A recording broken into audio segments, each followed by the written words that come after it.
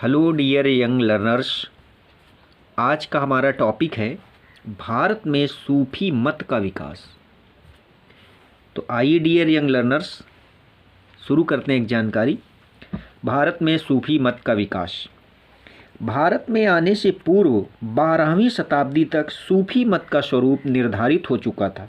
इसके मौलिक सिद्धांत, उपदेश, आदेश, मंत्र, प्रार्थना और उपवास, जिक्र, शेख या पीर एवं शिष्य की परंपरा तथा खानकाहों की विशेष दिनचर्या निर्धारित हो चुकी थी। इस मत ने कट्टर इस्लाम से ज़्यादा भारतीय जनता का कल्याण भी किया।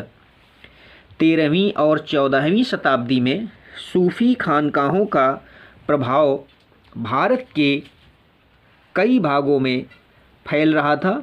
ये लोग अफ़गानिस्तान के रास्ते भारत में स्वेच्छा से आए थे, किसी संस्था के आदेश पर नहीं।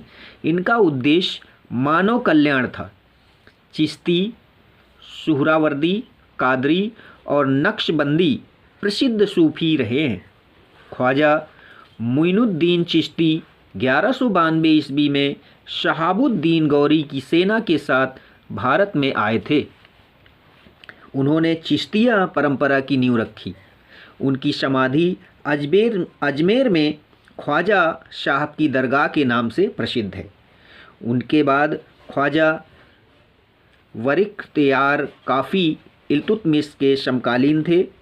उन्होंने बाबा फरीद को चिश्तिया परंपरा में दीक्षा दी थी। बख्तियार काफ़ी ने बाबा फरीद को अपना उत्तराधिकारी बनाया। बाबा फरीद के कारण चिश्तिया परंपरा भारत में लोकप्रिय बन सकी। उन्होंने निम्न वर्गों और दीन दुखियों के लिए प्यार और उदारता के द्वार खोल दिए। चिश्ती परंपरा संगीत को ईश्वर प्रेम का महत्वपूर्ण साधन समझता था, जबकि सनातन पंथी इस्लाम में इसकी पाबंदी थी। बाबा फरीद की वाणी में समाज तथा राजनीति के कटु यथार्थ की ध्वनि सुनाई देती है। उन्होंने मनुष्य की आध्यात्मिक उन्नति पर बल दिया। उनका संदेश हिंदू और मुसलमानों को समान रूप से प्रिय था। वे विनम्र, उदार और मृदुभाषी थे। उन्होंने अपनी वाणी में किसी भी धर्म का खंडन नहीं किया। इसीलिए सभी धर्मों के लोग, राजा या रंक, सभी उनकी समाधि पर शीश झुकाते हैं।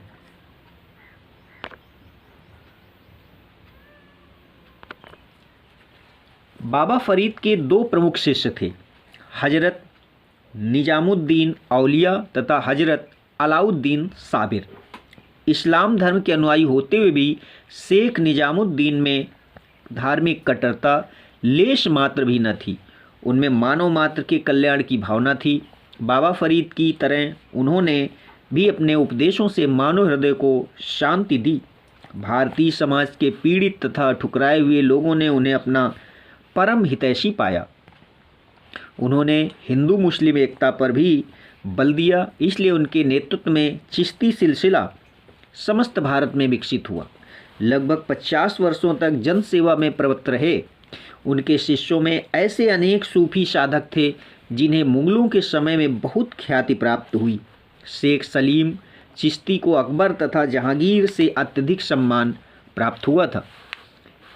सुहरावर्दी सिलसिले के प्रथम नेता सिंध में आकर बसे तथा मुल्तान उनका मुख्य केंद्र बना। बाउद्दीन जकारिया के नेतृत्व में इस सिलसिले ने प्रभावशाली कार्य किया। कालांतर में इस सिलसिले के संतों ने सिंध, गुजरात, बंगाल आदि प्रांतों में सूफी मत का प्रसार किया। इसमें जलालुद्दीन तबरीजी, सैयद सुर्खपोश, बुरहान आदि प्रमुख हैं। हैदराबाद और बीजापुर राज्यों में इस सिलसिले का काफ़ी प्रभाव रहा। लोकप्रियता में चिश्तिया सिलसिला आगे रहा। दक्षिण भारत चिश्ती सिलसिले की नींव शेख बुरहान हीन गरीब ने रखी थी, जो निजामुद्दीन औलिया के शिष्य थे। उन्होंने दौलताबाद में स्थायी निवास बनाया। हाजी रूमी ने बीजापुर खानकाह स्थापित की। उनके प्रयासों से गुलबर्गा में इस्लामी ज्ञान के प्रसार के लिए विशाल मदरसा शेख हुसैनी गेसुद्राज ने स्थापित किया एवं दक्षिण भारत में पूर्ण रूप से विकसित सिलसिले का प्रसार हुआ। इन्हीं के नेतृत्व में गुलबर्गा चिश्ती सिलसिले का महत्वपूर्ण केंद्र बन गया। बहमनी राजाओं ने उदार नीतियों का पालन तथा सामाजिक एकता पर जोर इन्हीं के प्रभावों के कारण दिया। मुगल सम्राट अकबर, जहांगीर आदि पीरों के परम भक्त थे। शाहजहां के पुत्र दारा शिकोह ने सूफी मत और वेदांत का सूक्ष्म अध्ययन करके बतलाया था कि इन दोनों में कोई विशेष तात्विक अंतर नहीं है। बहादुर शाह जफर की शायरी में सूफी मत के उदार विचारों की व्याख्या मिलती है। भारत में दिल्ली, अजमेर, मुल्तान व सिंध, आधुनिक पाकिस्तान, फतेहपुर सीकरी तथा दक्षिण में अनेक स्थानों पर सूफी संतों की समाधियां स्थित हैं। भारत में सूफी मत ने महत्वपूर्ण काव्य और साहित्य को जन्म दिया, जिसके माध्यम से उदार विचार जनता तक पहुंच सके।